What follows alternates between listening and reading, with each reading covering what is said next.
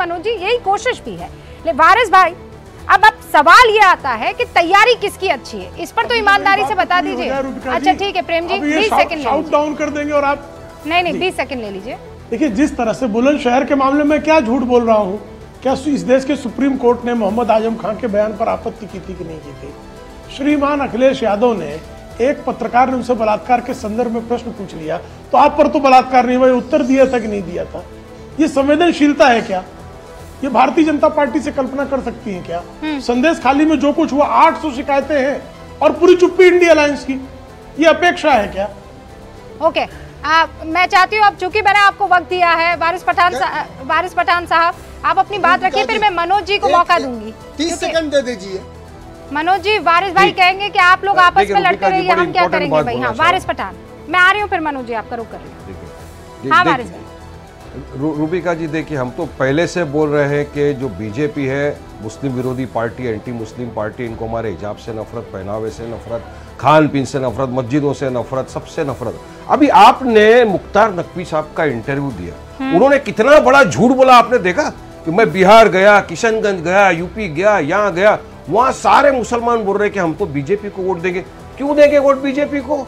मस्जिद हमारे तोड़ दिए इसलिए वोट देंगे, बाबरी को हमारी शहीद कर दिया गैर इरादतन, उसको उसके लिए वोट देंगे, मदरसों को रोज तोड़ देते तो इसलिए वोट देंगे, हमारी बच्चियों को हिजाब नहीं पहनने देते इसलिए वोट देंगे, हर आए दिन जेएसआर के नाम पे मुसलमानों को मार दिया जाता है, मॉब लिंचिंग कर दिया जाता है इसलिए वोट देंगे, बाहर घरों को बिना नोटिस दिए बुलडोजर से उड़ा दिया जाता है इसके लिए वोट देंगे। क्या क्यों वोट देंगे? तो इतना बड़ा झूठ उन्होंने यहाँ कहा। आपने सवाल किया कि क्या मुसलमान को बीजेपी टिकट दे रही है, जवाब नहीं दे सके, क्योंकि मैं आपको लिख के दे रहा हूं रूबिका जी, ना कभी टिकट दी मुसलमानों को, ना आगे कभी देंगे। आजादी के बाद से अब तक पहली मर्तबा ऐसा हुआ कि हिंदुस्तान की कैबिनेट के अंदर एक भी मुसलमान मंत्री नहीं है। ये मुख्तार साहब के बाद किसी को नहीं बनाया, तो किस तरह से झूठ फैला रहे कि मैं मुसलमान वोट देगा?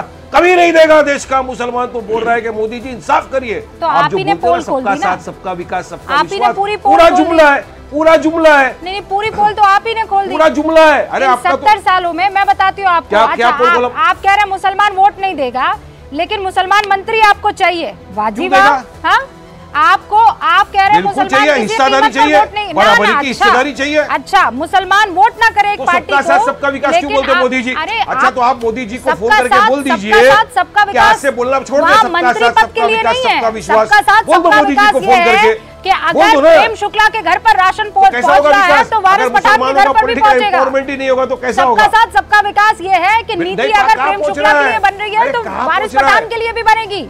सबका साथ सबका विकास का मतलब ये है कि आपके घर पर शौचालय बनेगा तो प्रेम शुक्ला के घर पर भी शौचालय बनेगा।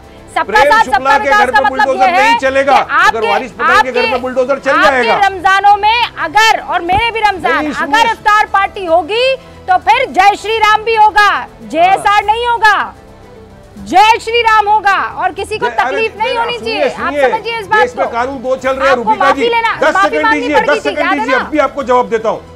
10 सेकंड में बता दो किस तरह से 2 रुपया का वो चेहरा मुफ्ती सलमान अजहरी, उसने तो एक अशार पढ़ा, किसी समुदाय को बोला भी नहीं, उनको हेट स्पीच लगा के 3 केस में एफआईआर डाल के पास लगा दिया गुजरात में। वहीं पर आए दिन आके महाराष्ट्र में बीजेपी वाले रोज धमका रहे, 15 मिनट नहीं 10 मिनट नहीं, बोले 5 मिनट दे दो, हम सबको खत्म कर देंगे, चुन के मारेंगे। अगर हेट स्पीच यहाँ होता है तो वो भी गिरफ्तार है, हेट स्पीच यहाँ होगा तो वो भी गिरफ्तार। यही तो कह रही हूँ ना वारिस भाई, आप सिर्फ मोदी को हराने के लिए काम कर रहे हैं। मैं कह रही हूँ मुसलमानों को जिताने के लिए काम कीजिए, किसी को हराने के लिए नहीं। अब मैंने ट्विटर पोल जो रखा था दर्शकों के सामने, उसका रिजल्ट आ गया है, जल्दी से बता देना चाहती हूँ। सवाल ये पूछा था 2024 में लोकसभा चुनाव के लिए किसकी जबरदस्त तैयारी है।